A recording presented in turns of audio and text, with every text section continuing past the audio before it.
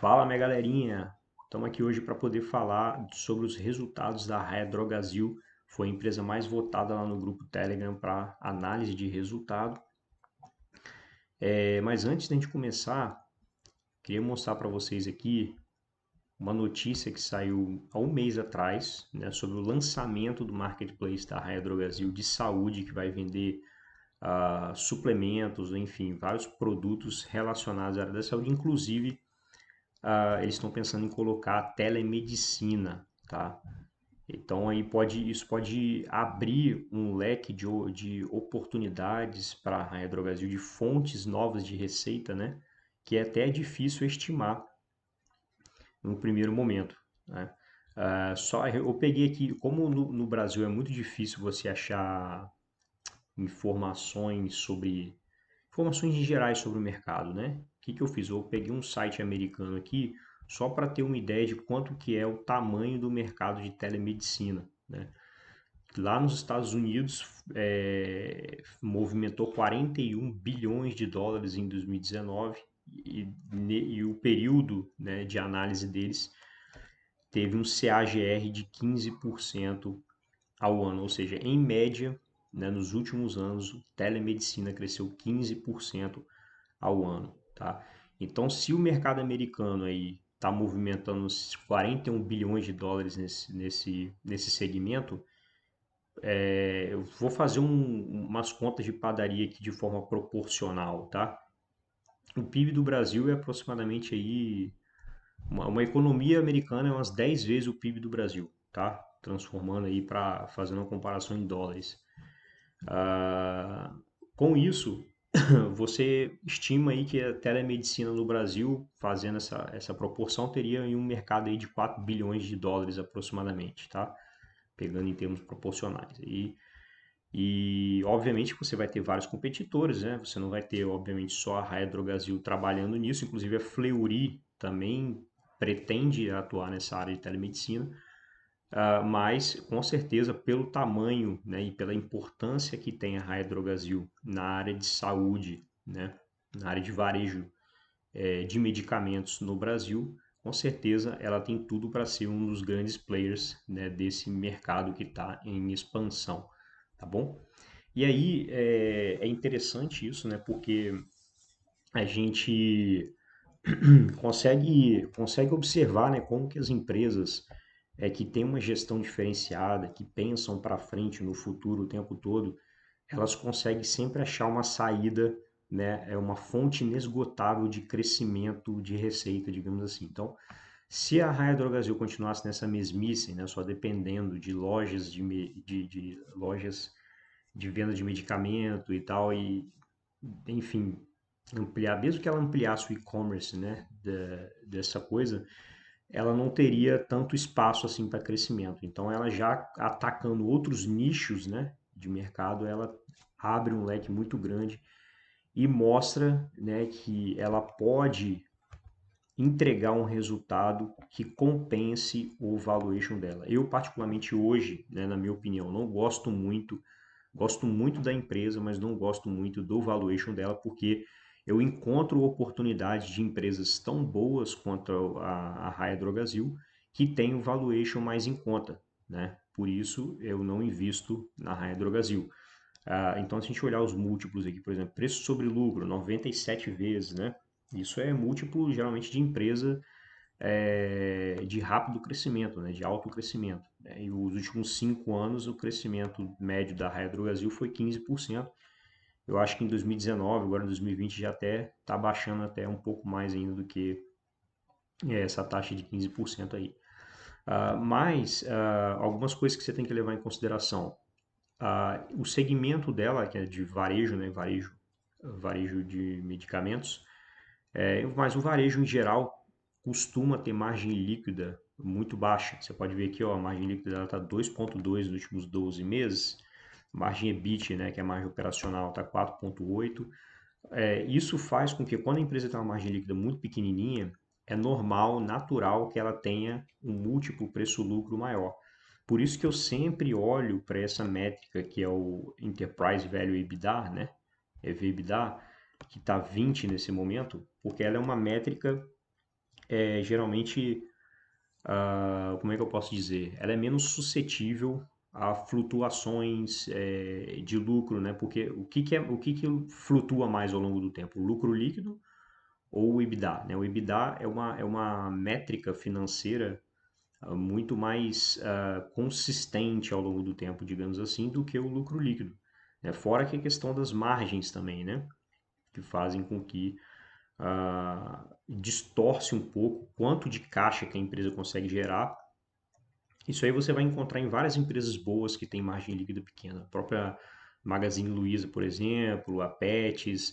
Se você for comparar o tanto que essas empresas do varejo conseguem gerar de fluxo de caixa livre e comparar com o lucro líquido, você vai ver que a maioria das vezes o fluxo de caixa livre é muito maior, né?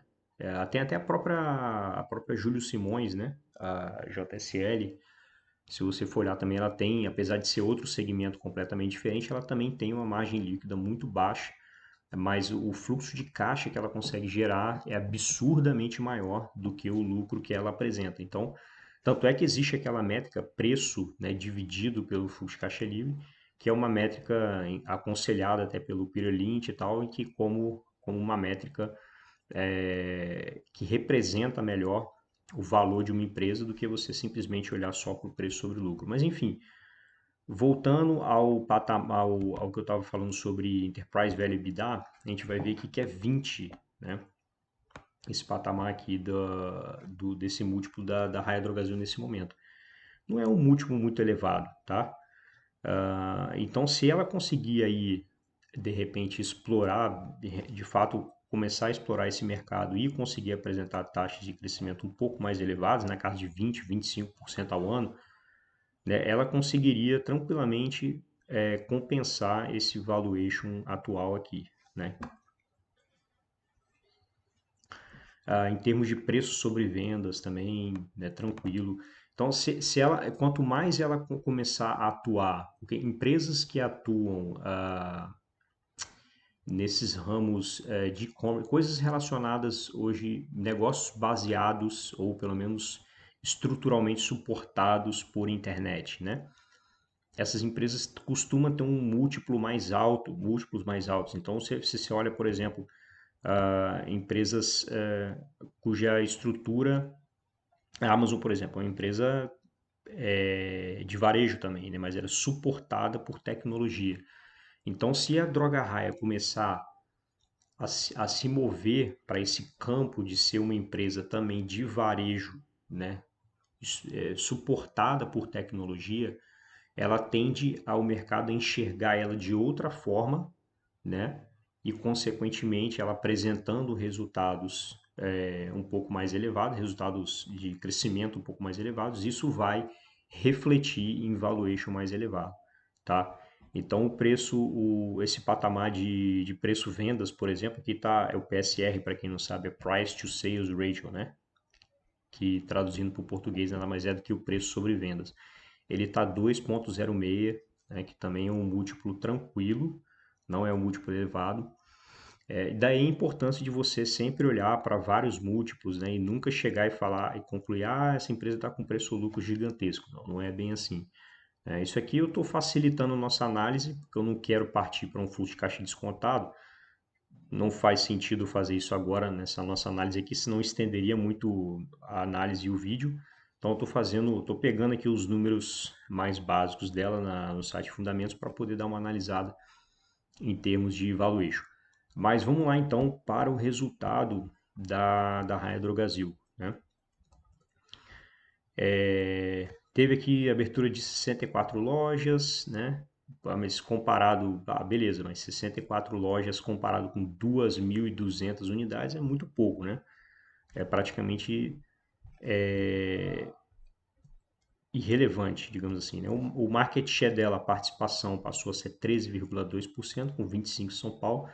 Se eu não me engano, eu li aqui embaixo que ela perdeu, acho que caiu levemente esse market share dela. Aí você teve um crescimento na receita bruta de 12,8, 1,4 em lojas maduras, né? Ou seja, ela está conseguindo manter esse patamar de crescimento, né, entre 10 a 15% ao ano. é um negócio extremamente resistente, né? Você pode ver que não foi nada afetado pelo coronavírus, os resultados, né, trimestrais da Raia Drogasil, inclusive se bobear até ajudou, né, porque como ela é uma empresa já muito bem estruturada, já tinha botado o pezinho no e-commerce, né, ela com certeza conseguiu atender melhor os clientes do que a maioria das redes, né. E ela tem uma coisa muito importante que se chama custo, que é a vantagem competitiva baseada em economia de escala, né? Como ela é uma rede muito grande, ela consegue barganhar melhor com fornecedores, por exemplo, né? Porque ela tem um poder de compra muito grande, um volume de estoque gigantesco, né? Aí teve um crescimento no lucro líquido de 13,4, bem alinhado, né, com, com a receita. Fluxo de caixa livre positivo de 351 milhões. Né? Aí tem uma sazonalidade nisso aqui, tá, pessoal? Não é, a gente pode olhar para esse número aqui e falar, pô, então quer dizer que a Raia Drogasil está gerando 351 milhões de reais de fluxo de caixa livre por trimestre? Não, não é bem assim. Né? Isso vai de encontro àquilo que eu falei com vocês, o fluxo de caixa livre da empresa, às vezes, né, ainda mais essas empresas que têm a margem muito pequena, ela pode ser sim consideravelmente maior do que o lucro líquido, mas eu vou mostrar para vocês aqui que nos outros resultados trimestrais para trás, teve inclusive alguns períodos que foi fluxo de caixa livre negativo. Isso vai depender muito do fluxo, da sazonalidade do fluxo de caixa. Às vezes você tem um período do ano, por exemplo, que a Raia Drogasil ela despende muito dinheiro para reforçar o estoque, né? Isso vai depender muito, né, do cronograma do fluxo de caixa, né? Por isso que às vezes você tem um fluxo de caixa livre positivo muito alto no trimestre e depois ele vem negativo. O que importa é o que vai acontecer durante os 12 meses do ano. Aí você compara sempre, né, 12 meses do 2020 com os 12 meses do 2019 e vê como é que está essa evolução do fluxo de caixa livre, ao longo do tempo, tá bom? Então toma cuidado com essa questão da sazonalidade do fluxo de caixa. Aí aqui vem mostrando a evolução do número de lojas, né, expansão da rede, né, a distribuição do portfólio, empresas, lojas maduras e tal. Aí quantas lojas tem da Raia, e quantas tem da Drogazil, Drogazil um pouco maior, né, cerca de 25% maior em termos de número de lojas. Essa parte também aqui é importante, mostrando, né, que as lojas populares tiveram um crescimento mais relevante, né, do que as lojas híbridas e lojas nobres, né, dando uma média total aí de crescimento, né, juntando todos os segmentos, 13% no total das vendas, né. No segmento mesmo as lojas, ou seja, lojas que já existiam, né, que não são, que já existiam anteriormente, você compara quanto que elas vendiam antes com quanto que elas estão vendendo hoje, você tem um crescimento de 6,8%. E aí nas lojas maduras um crescimento ainda mais baixo, o que é absolutamente natural, né?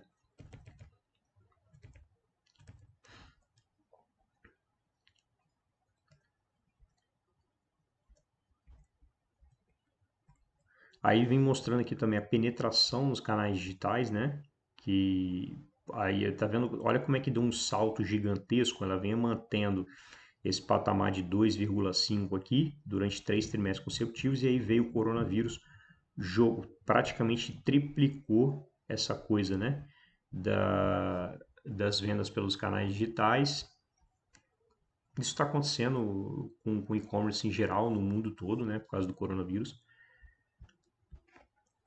Download, né, do aplicativo, né, cresceu pra caramba também, né, vem crescendo aí praticamente dobrando aí praticamente a cada trimestre, né?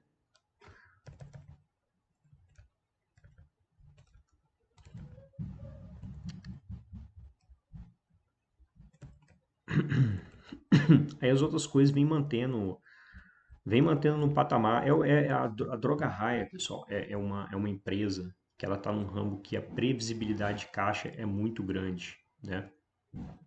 E aí você pode ver que não tem muita oscilação, ó, tá vendo? Despesas gerais e administrativas vem mantendo no patamar, né, de 2 e pouco por cento em relação à receita bruta, né? Despesas com vendas também. Então, tipo, é uma escadinha, entendeu? A empresa vai crescendo com uma escadinha de 10 a 15%, né? E os outros custos também vão crescendo na mesma proporção. Seria preocupante se custos de despesa crescessem numa proporção maior do que a receita. E você tem uma pressão nas margens, mas não é isso que está acontecendo.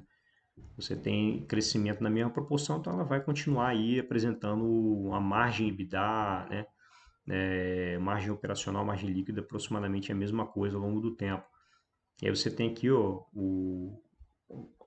se eu não me engano, acho que isso aqui é a margem EBITDA, né? Mostrando aqui o 7,5, 7, 7, caiu um pouco aqui no segundo trimestre de 2020, voltou para o patamar de 7%.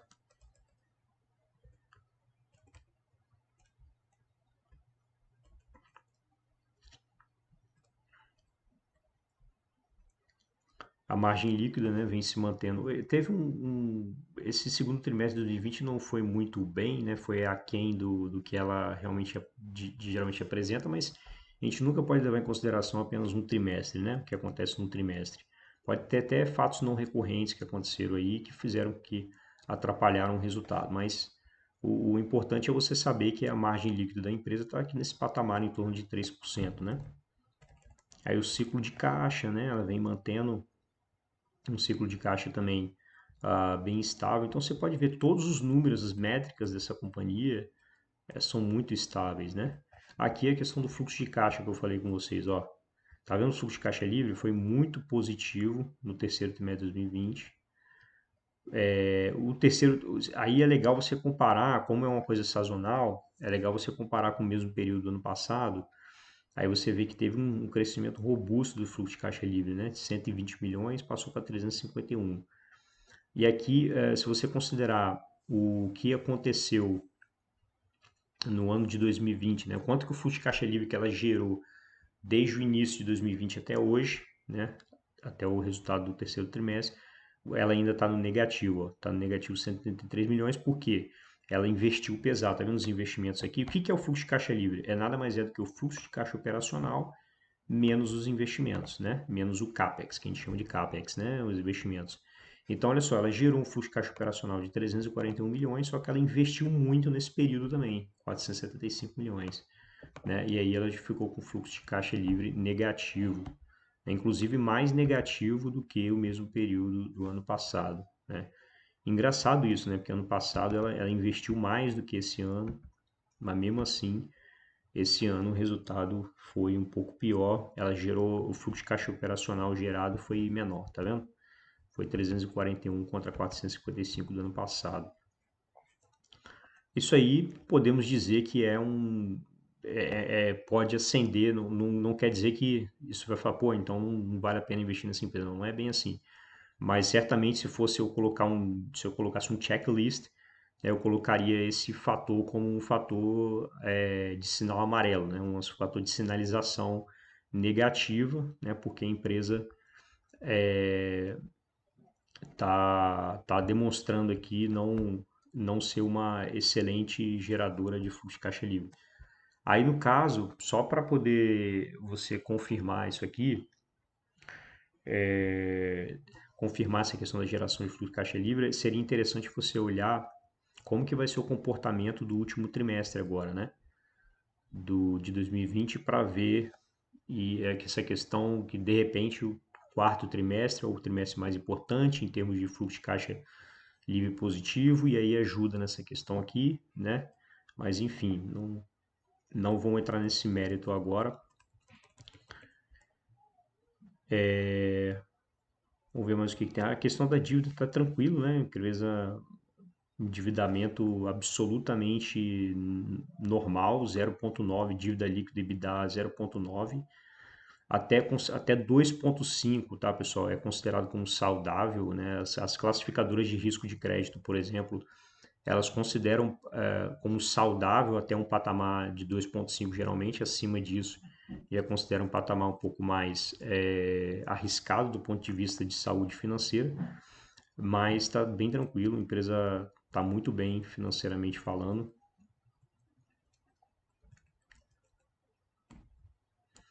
E é isso. Acho que o resto é tranquilo, de novo aqui, repetindo algumas informações sobre o balanço que a gente já viu.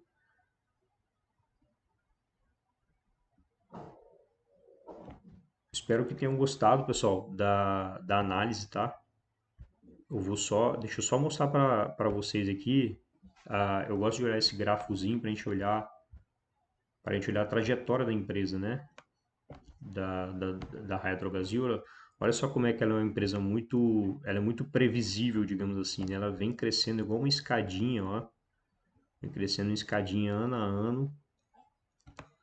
Quem é acionista dessa empresa há muitos anos, desde o IPO, se deu muito bem, né? Empresa realmente bem diferenciada, ainda mais no ambiente brasileiro que você tem muita empresa ruim, uma empresa bem diferenciada, né? Aí você vê a evolução do lucro operacional ao longo do tempo. Olha como é que ela consegue manter as margens ao longo do tempo, tá vendo? Ó? Muito pouca oscilação, né? Tamanha previsibilidade do negócio. Aí você tem aqui um resultado financeiro, né, que vem talvez por questões de maior endividamento, ela vem gastando mais com juros aqui, provavelmente, mas a gente já viu que o endividamento dela está muito tranquilo, né? O endividamento dela. Ela está gastando mais com juros, mas automaticamente ela também está gerando mais lucro operacional, por exemplo. Então isso aqui compensa, né? E aí o lucro líquido também a gente vê evolução ao longo do tempo, né? E é isso, galera. Espero que tenham gostado. Não se esqueçam de se inscrever no canal do Escola da Fortuna, ativa o sininho para você receber todas as notificações e compartilhe esse conteúdo com amigos e deixe seus comentários aqui se você gostou do vídeo, beleza? Um abraço aí, até a próxima, valeu!